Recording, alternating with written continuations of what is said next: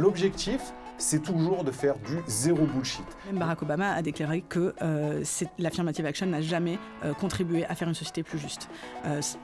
Pourtant, lui-même, Barack Obama, quand même, qui dit ça. Et donc, ma conviction, c'est que finalement, c'est souvent un pansement. C'est souvent quelque chose de très cosmétique, l'arbre qui cache la forêt. Et que je ne dis pas qu'il ne faut rien faire du tout, mais c'est pas, les quotas ne sont pas une réponse.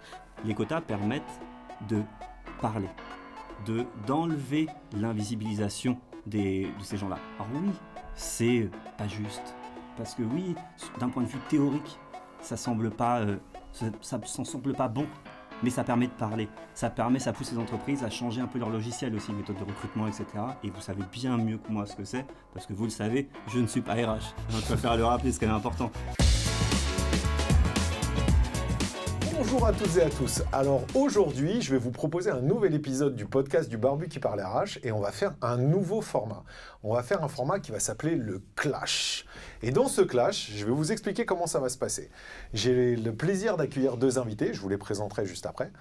J'ai le plaisir d'accueillir deux invités qui vont devoir chacun soutenir un point de vue sur un sujet en particulier. Ils auront chacun 2-3 minutes de plaidoirie pour présenter leur point de vue sur ce sujet. Et ensuite, pendant 10 minutes, ils vont débattre pour pouvoir justement affirmer leur position. L'objectif, c'est toujours de faire du zéro bullshit, d'essayer d'éviter le consensuel qui tue souvent les débats qu'on peut avoir sur l'ensemble des réseaux et autres, et de faire en sorte de pouvoir faire émerger des nouvelles positions et des nouvelles idées, et en l'occurrence de les affirmer. Alors le premier sujet, c'est un sujet sur les quotas. Donc ce qu'il faut savoir, c'est qu'en France, on parle souvent de quotas de genre. Mais la question va bien au-delà de ça. Des quotas de diversité, des quotas d'origine, de l'inclusion des personnes LGBTQ, de l'emploi des personnes en situation de handicap. L'objectif est de voir où la France en est en 2025. Et est-ce que les autres pays font mieux ou est-ce que les autres pays font pire? Pour petit rappel, il y a à peu près 25 critères. Il n'y a pas à peu près, il y a 25 critères de discrimination en France. Et depuis la loi Rixin de 2021, la France a adopté une politique en matière de quotas de genre dans les instances dirigeantes des entreprises. C'est une législation qui impose aux entreprises de plus de 1000 salariés d'atteindre 30% de femmes dans leur comité exécutif d'ici mars 2026 et plus de 40% à partir de mars 2029. Si on prend par ailleurs la loi Copé-Zimmermann de 2011, elle impose une représentation équilibrée des hommes et des femmes au sein des conseils d'administration et de surveillance des grandes entreprises. Les sociétés cotées et celles de plus de 500 salariés doivent atteindre un quota de 40% du sexe sous-représenté dans ces instances. Et enfin, si on prend la situation, l'emploi des personnes en situation de handicap, la loi du 11 février 2025 impose à toute entreprise d'au moins 20 salariés d'employer 6% de travailleurs handicapés. Donc on voit quand même qu'il y a beaucoup de choses qui sont faites en termes législatifs, mais maintenant, est-ce qu'on a avancé? C'est ça la question. Et on voit souvent que les choses sont un peu plus nuancées que ce qu'on peut vouloir dire justement à travers ces lois. Et une petite mise en perspective internationale avant de passer la parole à nos deux invités. En Norvège, pionnière en la matière, la Norvège a instauré en 2003 une loi imposant 40% de femmes dans les conseils d'administration des entreprises cotées en bourse. Depuis 2003, ça fait 22 ans. En Allemagne, depuis 2015, on exige que les entreprises cotées en bourse également atteignent 30% de femmes dans leurs conseils de surveillance. Et enfin, si on voit le contre-emploi, on peut voir qu'aux États-Unis, certains États comme la Californie ont imposé des lois de quotas de genre, mais en 2023, la Cour suprême des États-Unis a mis fin à la discrimination positive, notamment dans les admissions universitaires. Donc c'est pas mal de chiffres qui montrent que les choses sont mises en place, mais là aujourd'hui on va essayer de parler de la réalité. Et pour parler de la réalité, j'ai le plaisir et l'honneur d'accueillir Jessica Jeziri. Salut Jessica, comment ça va? Salut, ça va très bien, et toi? Bah écoute, ça va, je suis content, je suis tout émoustillé, on fait un nouveau format, je suis trop content. Donc Jessica, toi tu vas défendre les... Contre. Les contre. Elle est déjà d'accord avec moi. Elle est déjà d'accord avec moi, ça y est. Et on l'entend dans l'oreillette. J'ai aussi l'honneur et le plaisir d'accueillir Yannick Merskiris. Comment ça va Yannick? Salut, bonjour à tous, ça va très bien. Et puis je suis content parce que tu es déjà d'accord avec moi. Donc voilà, on peut arrêter le podcast, c'est bon? Non, on va pas du tout arrêter. Là, on va plutôt s'envoyer. L'objectif, je leur ai dit avant, je veux du sang, quoi. Tu vois, je veux que ça bouge. On a été choisis pour ça d'ailleurs. Vous avez été choisis pour ça. C'est pas pour rien. Non, mais franchement. Je sais pas comment on doit le prendre en fait. Il a pris les deux personnes les plus handicapées. Mais pas du tout en plus. Non, surtout l'objectif c'est qu'on veut aujourd'hui affirmer des positions, on veut pouvoir aller au-delà du consensuel qu'on a l'habitude d'avoir. Et donc c'est pour ça que je vous ai pris pour que vous puissiez affirmer parce que je sais que vous avez des convictions. Vous êtes prêts pour vos plaidoiries? Vous êtes prêts pour vos minutes, pour vous lancer? Let's go. Jessica, à toi l'honneur. Allez, on t'écoute. Merci. D'ailleurs, j'espère que c'est pas parce que je suis une femme que tu m'as fait cet honneur-là de commencer. Mais pas du tout, quoi. Pas du tout. Tu n'es pas le quota, sache-le. Voilà, merci. Non, j'avais envie de rebondir sur les chiffres que tu as annoncés, notamment le cadre de la loi. Je le trouve intéressant parce que finalement, la loi ne parle que des conseils d'administration. Les conseils d'administration, les boards, les conseils de surveillance, etc., ça ne représente pas le quotidien des salariés. Donc, ma conviction, c'est que ces lois-là, c'est vraiment quelque chose de très cosmétique et que ce n'est pas vraiment là-dessus que ça se joue pour moi, l'emploi des femmes, l'emploi des minorités, l'emploi des personnes handicapées, etc. Donc, moi, je suis très contre. Je suis une juriste, je suis attachée à notre corpus législatif. Donc, tu as parlé des 25 critères de discrimination. Il y a la Constitution qui prévoit aussi que les hommes naissent libres et égaux, etc. Et pour moi, les quotas, ça vient effectivement notamment des États-Unis, qui ont été très avancés dans les années 60 pour ça, parce qu'eux-mêmes ont une histoire extrêmement ségrégationniste, etc. Ils avaient besoin de contrebalancer, ils avaient besoin de faire une action, d'ailleurs ça s'appelle affirmative action en anglais, et de faire quelque chose de très très fort pour compenser ça. La réalité, c'est qu'il y a eu effectivement la décision de la Cour suprême l'année dernière, et même Barack Obama a déclaré que l'affirmative action n'a jamais contribué à faire une société plus juste. Pourtant, lui-même, Barack Obama, quand même, qui dit ça. Et donc, ma conviction, c'est que finalement, c'est souvent un pansement.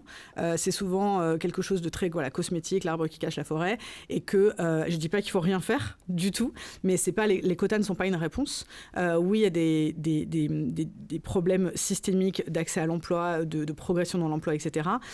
Et les entreprises doivent prendre des actions hyper concrètes, hyper durables, notamment par exemple en signant le pacte diversité et inclusion qu'on a créé avec Christelle Calipé, Pierre Monclos, etc., pour prendre des engagements hyper factuels sur la non-discrimination dans le process de recrutement, sur des process de performance et des process de progression de carrière qui sont dans la mesure du possible, le plus dénué de biais, de ne pas prendre des décisions basées sur nos intuitions, sur nos biais de confirmation, comme par exemple quelqu'un qui a fait la même école que moi, je vais le recruter, ça va être super. Et donc c'est plutôt sur des choses très, très concrètes et très hyper factuelles et mesurables qu'on va changer les choses, et pas juste en disant voilà, on met des quotas, même si je sais que Christine Lagarde est convaincue de ça, par exemple. C'est quand même quelqu'un qui est assez admirable. Elle est convaincue que c'est grâce à ces quotas qu'elle a pu accéder à certains jobs. Ma conviction aujourd'hui, c'est que c'est pas suffisant. Ok, donc pour toi, c'est des pansements et donc du coup, il faut les éviter parce que si jamais on les met, on va pas dans le fond des choses. Exactement. Les pansements, ça sert quand même, mine de rien. Sinon, on n'en mettrait pas sur les jambes de nos enfants, sur les petits bobos qu'ils ont, etc. Alors, je vais te laisser ta plaidoirie, mais de temps en temps, on met des pansements sur les bobos de nos enfants juste pour leur faire plaisir. Juste maintenant, je te laisse ta plaidoirie. C'est vrai. Il faut que ce soit des jolis pansements, alors, tu vois. C'est paradoxal parce que j'ai longtemps été contre les quotas pour plein d'arguments que tu as donnés. Puis en fait, je me suis rendu compte que c'était quand même un petit peu... c'était un peu comme la démocratie, la moins pire des solutions. Et ce qui était important pour moi, je me suis dit, on va parler des quotas, je vais regarder... Ça, c'est mon côté un peu journaliste et un peu à l'ancienne. Je me dis, je vais regarder ce que ça veut dire, quota. C'est quoi la définition? Et c'est un échantillon représentatif de la population. Et je me dis qu'il est peut-être là, en fait, le vrai sujet, le cœur du débat, c'est de se dire, est-ce que le monde du travail aujourd'hui est représentatif de la population? Non. Est-ce que ça doit être un miroir identique, parfait? Non. Mais ça ne doit pas être un miroir déformant pour autant. Et je trouve que le monde du travail en ce moment, c'est un peu ça. Mais j'ai voulu surtout, en tout cas, moi je voudrais surtout me concentrer sur un quota en particulier, c'est celui entre les femmes et les hommes. Pourquoi? Parce que c'est le plus simple à classer, contrairement à l'affirmative action où c'est autre chose. Et surtout, et là c'est l'homme de fait, la première cause de discrimination au travail, c'est ça en fait. C'est le fait d'être une femme versus un homme. Et c'est ça qui est important. Et en fait, les quotas, c'est une bonne idée parce que ça permet d'ores et déjà une réponse rapide à un problème qui dure. Tu l'as dit, lutter contre les discriminations systémiques. Ça fonctionne aussi. Deuxième point, c'est que ça fonctionne, les quotas. On a vu, tu as parlé de la loi Copé-Zimmermann, on est passé de 8-9% en 2009 à plus de 40% de femmes dans les CA, conseils d'administration, etc., etc. Même si je te rejoins, c'est sur les grandes entreprises. Ça qui est un petit peu la limite. Et on ne peut pas... Et donc, sur ce point-là, je trouve que c'est intéressant. Mais surtout, peut-être le plus important, c'est que les quotas permettent de parler, d'enlever l'invisibilisation de ces gens-là. Alors oui, c'est pas juste. Parce que oui, d'un point de vue théorique, ça semble pas bon, mais ça permet de parler. Ça pousse les entreprises à changer un peu leur logiciel aussi, méthode de recrutement, etc. Et vous savez bien mieux que moi ce que c'est, parce que vous le savez, je ne suis pas RH. Je préfère le rappeler, c'est quand même important. Puis, ça produit aussi des effets culturels, parce que voir des femmes en position, pas forcément de pouvoir encore, parce que ça aussi c'est une vraie finalité, mais voir de plus en plus de femmes, ça va être lambda. Et du coup, on va changer un petit peu ces notions de leadership. Donc, je ne sais pas si on peut dire que les quotas sont des mesures contraignantes ou plutôt des mesures correctives. Et c'est peut-être là-dessus qu'il faut aller voir. Donc, est-ce que les quotas, c'est une bonne solution ? Non. Mais c'est la moins pire peut-être. Et c'est ça qui, pour moi, en fait, est le cœur du sujet. Parce que les quotas, ça veut dire quoi ? Ça veut dire qu'on pourra en mettre sur tout, en fait, sur du handicap, sur des seniors, sur quoi. Je ne crois pas qu'il faille aller jusque-là. C'est pour ça que j'ai parlé juste des quotas femmes-hommes, parce que c'est le plus simple à gérer. Et puis, évidemment, derrière...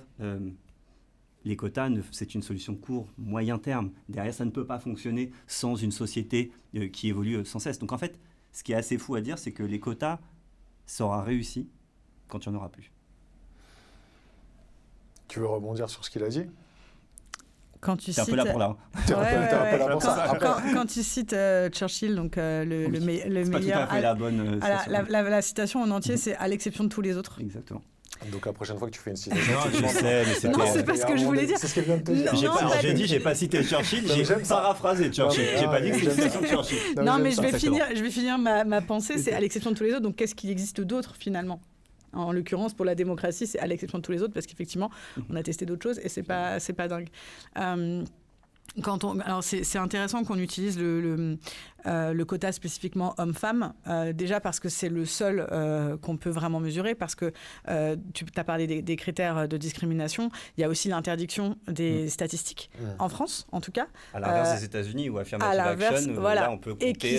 Et qui sont en plus contestables, comme tu l'as dit un petit peu, mais puisque c'est aussi du self-declaration. Donc par exemple, les statistiques d'origine ethnique, tu vas juste faire une déclaration. Et quiconque a déjà vu des formulaires de déclaration américains, c'est assez... Enfin, le menu déroulant est assez large et n'a pas beaucoup de valeur, parce que typiquement, nous, est-ce qu'on se met en white ou on se met en... C'est une vraie question, en fait. C'est quoi hispanique? C'est ça. Et pour traduire, juste pour trahir un petit secret, ce midi, on a déjeuné ensemble juste avant et certains autour de la table ont appris que j'étais antillais, en fait, que mon père est antillais, et ça se voit pas. Donc effectivement... Et où est-ce que tu te mettrais du coup dans le menu déroulant, tu vois? Exactement. Je ne saurais pas te répondre. Parce que du coup, souvent tu ne vas pas apparaître en réalité. Enfin, par défaut, on va se mettre white parce qu'on est européen et basta. Et donc c'est vrai que sur le sujet homme-femme, pour moi l'enjeu c'est pas tellement alors il y a effectivement le côté représentativité et donc le quota peut avoir cet effet bénéfique de faire venir des personnes notamment dans des conseils d'administration, dans des comités de direction, etc. Mais qu'est-ce qu'on fait de façon durable? Et qu'est-ce qui empêche les femmes d'accéder à certains emplois et de les garder? Il y a un truc, c'est même plus systémique, c'est biologique à ce stade, c'est notamment la maternité. Et donc quand je parle de projets et d'actions d'entreprise concrètes et durables, c'est notamment ça, c'est qu'est-ce qu'on fait sur le congé maternité, le congé second parent, sur le retour de congé maternité, etc. Alors je ne sais pas si c'est toujours d'actualité, mais pendant assez longtemps, Meta avait un programme incroyable qui était d'offrir le même temps de congé aux mères et aux second parents. Ce qui veut dire que concrètement, tout le monde prenait 3 mois, que chaque absence était aussi lourde en quelque sorte pour l'entreprise, que ce soit un homme ou une femme. Et c'est ça en fait qui fonctionne, parce que du coup, évidemment, les second parents les prenaient sans aucun problème. Et donc, la société l'entreprise devait s'organiser pour gérer les absences. Et donc, il n'y avait pas ce truc systémique de... une femme, si je l'embauche, elle va me coller un congé maternité, elle est en âge de procréer, etc. Donc, je vais me retrouver avec un congé maternité à gérer, puisque j'avais décidé par essence que tout le monde allait... parce que la parentalité, c'est un sujet qui concerne, je crois, 90% des Français, quelque chose comme ça. Donc, il y a des personnes qui sont child-free, mais c'est quand même quelque chose qui est assez quand même de la vie courante. Et donc, c'est par des projets comme ça que, comme on traite tout le monde de la même façon, là, on est vraiment dans de l'égalité des chances. Parce qu'on sait que c'est un système, le fameux système à la française, qui est très, très...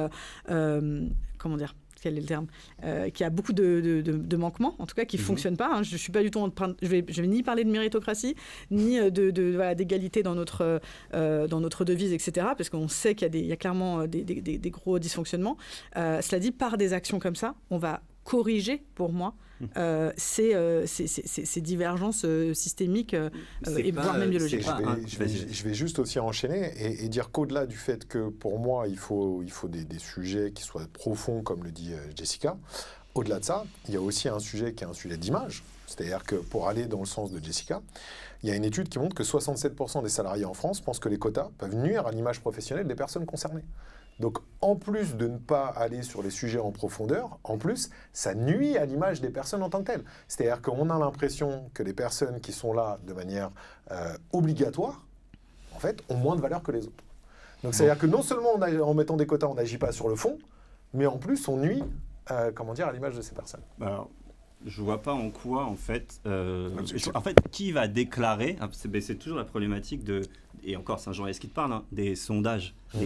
C'est pas des études, en fait, c'est des sondages déclaratifs. Et en fonction de comment tu poses ta question. Non, je nie pas les chiffres. Bientôt, ça va être complotiste. Non, mais la Terre est plate, non? Rassurez-moi. Non, c'est en fonction de comment tu poses ta question. Ça peut être genre, qu'est-ce que vous pensez de ça? Ou est-ce que ça vous dérangerait que, si je te dis, est-ce que ça vous dérangerait qu'une personne ait été sélectionnée parce que c'est une femme?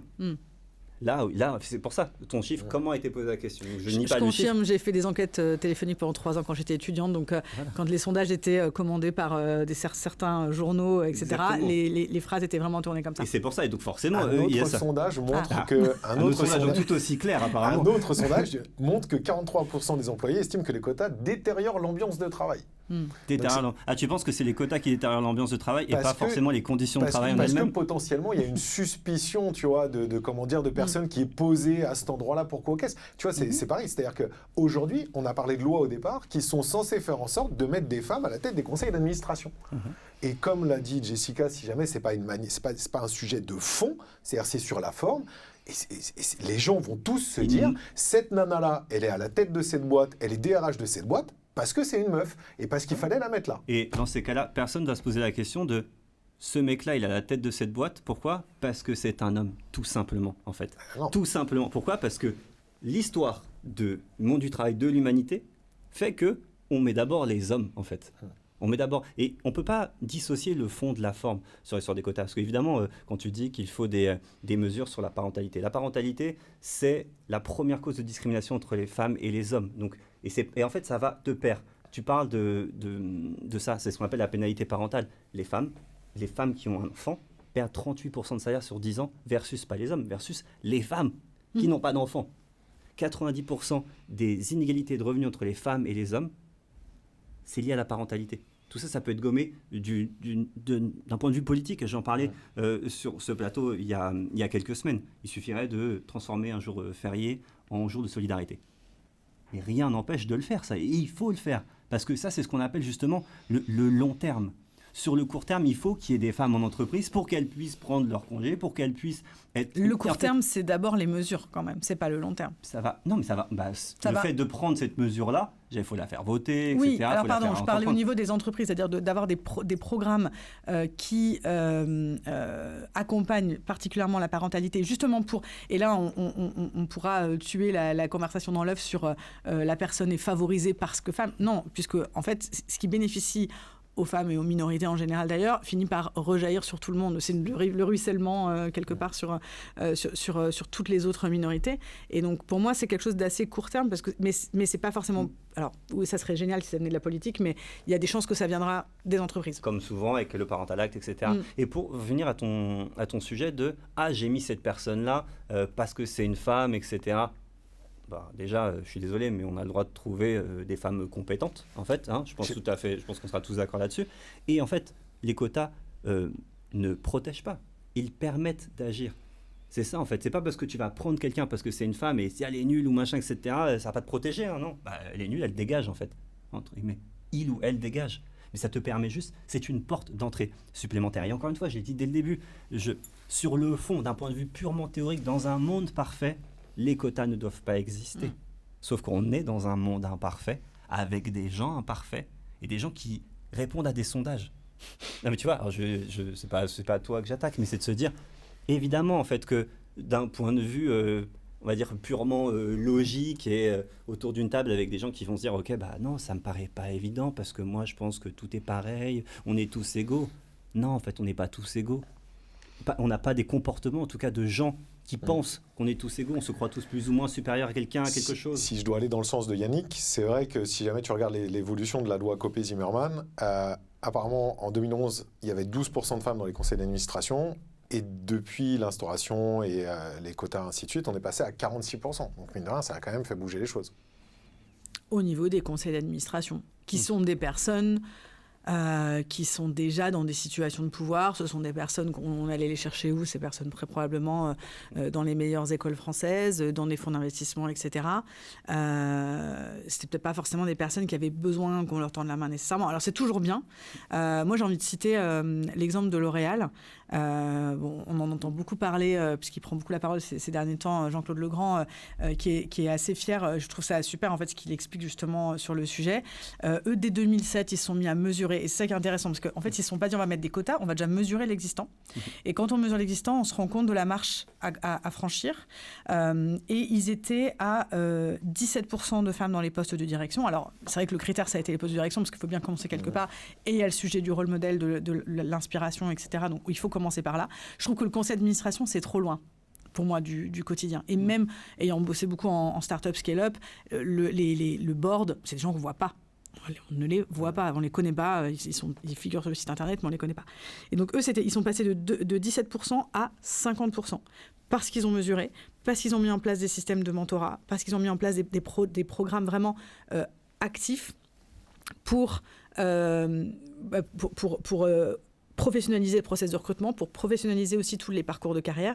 Et il donne l'exemple, dans le podcast que j'écoutais ce matin, il donne l'exemple à l'époque, c'était Accenture, qui était mon premier employeur, qui, à l'époque 2007, leur dit, vous savez ce que vous devez faire, c'est un club de femmes. C'est super, wow. Nous on l'a. Et c'est vrai, hein, ils l'ont toujours, je crois. Enfin, il paraît qu'ils l'ont arrêté, justement, disait Jean-Claude Legrand. C'est un club de femmes, c'est super parce qu'elles vont se retrouver entre elles, ça va leur faire du bien, etc. Non mais, alors... non mais je souffre parce que je me dis... genre. Alors, à l'époque, moi, je l'ai connu, ce programme. Effectivement, c'était un programme de mentorship, mais c'était super informel. C'était un peu un employee resource group, on n'appelait pas ça comme ça à l'époque, mais c'était vraiment pour tendre un peu la main aux femmes, etc., et faire un petit peu de networking à l'intérieur d'une énorme boîte de 5000 personnes. Mais ils n'avaient pas forcément corrigé les problèmes systémiques du métier de consultant, qui fait que les horaires sont intenables avec une vie de parents. En général, les femmes à 30 ans, elles partaient. Donc, c'est pas parce qu'il y avait un club de femmes que ça va arranger quoi que ce soit. C'est très maladroit, je trouve, comme façon de... Là, tu vois, c'est les quotas pour... Tu vois, le livre L'histoire pour les nuls, et t'as le quota pour les maladroits, en fait. C'est exactement ça. Genre, on va faire un club de femmes, on va vous mettre entre vous, et puis, je sais pas ce que vous allez faire et tout machin. C'est typiquement une idée d'homme, en fait. Vous allez... Peut-être qu'on va même vous offrir, pourquoi pas, des sessions d'esthétique. Des fleurs le 8 mars et tout machin. Enfin, voilà, c'est bon, quoi. Exactement. Mais, et finalement, eux, ce qu'ils ont fait, ce qu'il a dit, qui était très... qui, pour moi, me résonne beaucoup avec ma vision, c'est... ce sujet, c'est pas un sujet de femmes, c'est un sujet d'hommes et de femmes. Et que pour traiter ces problématiques-là, il faut impérativement que tout le monde soit dans le même bateau et s'en occupe. Et c'est là où ça devient un sujet d'entreprise, que ça devient un sujet de culture et de qu'est-ce qu'on souhaite faire en termes de recrutement, en termes de gestion de carrière, etc., au niveau de la boîte, et pas à travers des chiffres typiquement de 50-50, mais est-ce que mon process de recrutement est dénué de biais? Est-ce que j'ai formé toutes les personnes qui participent au recrutement pour travailler sur ces biais-là? Récemment, j'entendais quelqu'un qui disait « moi, j'ai pas de biais ». Bon. C'est incroyable de pouvoir dire ça en 2025, mais c'est vraiment en faire un pilier de la culture. Et en préparant cette conversation, moi j'ai vu une phrase qui m'a parlé, c'était la diversité, elle se décrète pas, elle se construit. Et donc pour moi, en fait, le quota, c'est le côté décret, c'est le côté légal, et je viens de ce monde-là, et je dis pas que ça sert à rien de mettre du droit, mais le cadre légal qui existe aujourd'hui sur la non-discrimination, etc., pour moi, il est bon. Maintenant, il faut qu'il aille plus loin sur qu'est-ce qu'on fait pour favoriser l'inclusion, en fait, de ces personnes. En gros, ce que Jess est en train de dire, c'est que le problème des quotas, c'est que demain, si jamais t'en mets, les gens, ils vont vouloir les respecter. Il y en a déjà. Non mais, t'en as. Parce que du coup, les gens vont les respecter sans vraiment construire quelque chose derrière. Tu vois, c'est un petit peu ce système de dire, écoute, je paye mon amende, je mets mon quota, et puis au final... Ça, c'est ce qu'il y a sur le handicap, notamment. Et le handicap, c'est pas forcément une parenthèse, hein, parce qu'on parle de surtout femmes-hommes là. Et le handicap, il y a des vraies problématiques. C'est que oui, les gens payent leur amende. Pourquoi aussi? Parce que le handicap, c'est quelque chose, tu as 80% des handicaps qui sont invisibles déjà, ça se trouve autour de la table, on dit tous, on a peut-être un handicap invisible, et soit on ne le déclare pas, soit on ne le sait pas, soit on n'a pas notre connaissance, etc. Donc je ne vais pas rentrer dans les sujets RH, techniques, etc., parce que vous les connaissez mieux que moi, et parce que je ne suis pas RH. Donc, mais sur cette notion de quota, le terme, il est pas beau. Parce que... techniquement, parce que dans sa définition, il est... Moi, il me plaît pas. Moi, il me plaît pas ce terme. Donc du coup, tu casses le matériel. Donc je casse le matériel parce que je me dis que ça m'énerve. Je suis violent. Mais c'est un, je sais pas, c'est un mal pour un bien, c'est un moyen pour un bien, ou c'est un moyen pour un truc mieux après. C'est une étape obligatoire parce que, comme je disais tout à l'heure, on est imparfait, en fait. Et ce qui est marrant, c'est que tu parlais de culture, enfin j'en parlais au tout début, de leadership. Je déteste le leadership au féminin, non, de leadership par des hommes ou par des femmes, il y a du leadership en fait. Et il y a une étude du Conseil d'analyse économique qui fait plusieurs constats sur, en gros, pourquoi c'est la merde entre les femmes et les hommes, notamment d'un point de vue financier, surtout. Et ils ont des constats, parce que moi je crois que tout va se régler, ou j'espère en tout cas que tout va se régler par l'éducation, l'école, etc. Et donc ça prendra de ça. Ils font un constat, c'est le constat 7, on pourrait regarder, je lis, c'est une phrase. L'exposition à des modèles féminins positifs dans les domaines scientifiques augmente significativement l'intérêt des filles pour ces filières. Et si on accélère la féminisation des lieux de pouvoir, d'entreprendre, d'être, parce que tu as dit quelque chose de très juste au début, oui, c'est que les quotas servent pour les grandes entreprises et les conseils d'admin, etc., et pas sur le quotidien des gens. C'est vrai, mais est-ce que la théorie du ruissellement, elle fonctionne pour ça? A priori pas tellement encore, mais c'est assez jeune. Et comme je le disais, les quotas, ça sera génial quand il n'y en aura plus. Ça veut dire qu'on aura réglé le problème. On est bien d'accord. Les quotas, on pourrait continuer la discussion longuement. Après, là, je vous en veux un peu parce que du coup, moi qui suis un peu d'un côté, un peu de l'autre, j'ai oui, pas toi, du tout de réponse. Tu sors sans avoir d'avis tranché. Tu as dit que tu voulais pas être consensuel et tu vas pas te positionner là. Non, je suis pas consensuel. Le problème, c'est que je suis d'accord sur le fait qu'il y a besoin de quotas pour créer des rôles modèles, et je suis d'accord sur le fait qu'il y a un moment donné, il faut agir sur le fond, tu vois. Il faut pas agir sur la forme. Donc vous m'avez pas du tout aidé. Je peux pas prendre parti. On peut trahir un petit secret. Dis-moi. Finalement, on n'est pas si éloignés l'un de l'autre. C'est juste que sur des points. En fait, on est d'accord sur qu'il y a beaucoup de choses à changer. Vous êtes d'accord sur... C'est exactement ça. Vous êtes d'accord sur la finalité. Et la finalité, moi, ce qui me choque, j'ai juste 3 chiffres pour finir le sujet. Ce qui me choque, c'est qu'on est en train de parler aujourd'hui notamment de quotas de femmes en entreprise, alors que toutes les études montrent, de quotas de femmes ou de diversité, toutes les études montrent, il y en a notamment une qui montre que quand il y a une forte diversité dans les équipes dirigeantes, il y a 25% de chances en plus d'une entreprise d'avoir une rentabilité supérieure à la moyenne. Il y a une deuxième étude qui montre que les entreprises dirigeantes culturellement diverses ont 36% de chances de plus d'être financièrement plus performantes. Et enfin, le truc qui est pour moi game changer, clairement, les boîtes dirigées par des entreprises sont en moyenne 12%. Les boîtes dirigées par des entreprises. Les boîtes dirigées par des femmes, pardon, excusez-moi, sont en moyenne 12% plus rentables que celles dirigées par des hommes. Bah, donc il en faut plus alors. On impose des quotas de 70% mais non, de femmes. parce que justement, imposer des quotas, ça ne réussira pas à faire travailler le fond. Tu penses que si je dis aux entreprises, là, vous savez quoi, si vous mettez à la tête de votre entreprise une femme, vous allez faire 12%. Tu penses qu'il dégage pas le DG et que tout ça, c'est connu. Il y a un autre truc. Donc c'est 100% de femmes en fait qu'il faut. Il y a un autre truc qui est connu dont je parlais avec.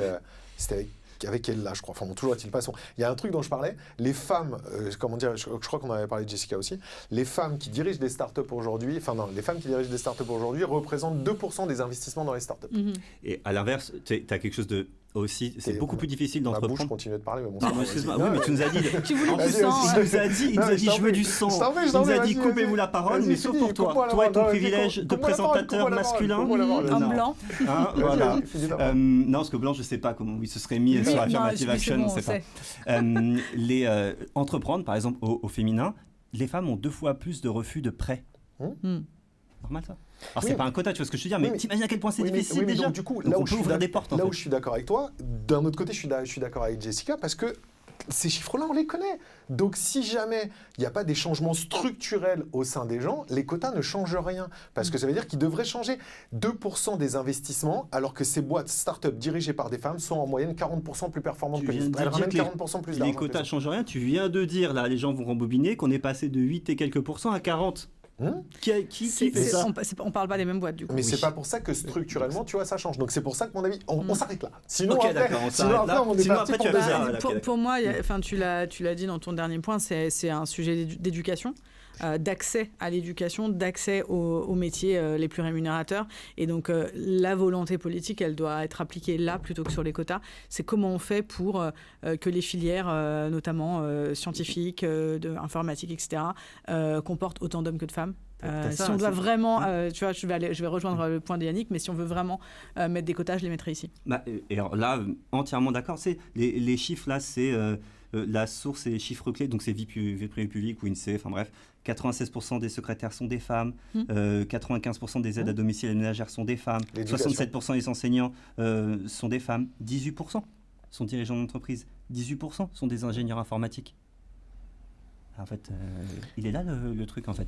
L'éducation, les rôles modèles. Ouais. Je suis complètement d'accord. On est tous d'accord sur un point. Voilà, on s'arrête Je crois là. qu'on avait parlé pendant notre podcast de l'association justement bien sûr. qui propose des rôles modèles aux jeunes filles. Et c'est crucial. C'est primordial. Quand ma fille me dit j'ai envie d'être astronaute, j'ai pas grand chose à lui mettre devant les yeux. Alors, on a de la chance d'avoir. Moi plutôt Thomas Pesquet quand même parce que c'est quand même très cool. On a de la chance d'en avoir une je me en rappelle France plus de son nom. qui Tu vois, rien que ça, c'est un partie. problème. Exactement. Je me rappelle pas de son nom. Après, Il y avait Claudie Aigneré, non? Oui, mais ça, c'était Oui, peut-être c'est une vieille rêve, c'était peut-être. notre Mais... génération, mais oui, effectivement. Non, mais La vôtre. après, Thomas Pesquet, s'il n'avait pas fait ses missions, tu saurais pas qui c'est non plus. Donc, son nom, on le connaît pas encore parce qu'elle n'est pas encore partie en mission. C'est vrai. Merci beaucoup à tous les deux d'avoir participé, d'avoir été les cobayes de ce nouveau format. Avec tout ce sang, j'espère qu'on aura des pansements. J'espère que ça vous... Oh là là, magnifique.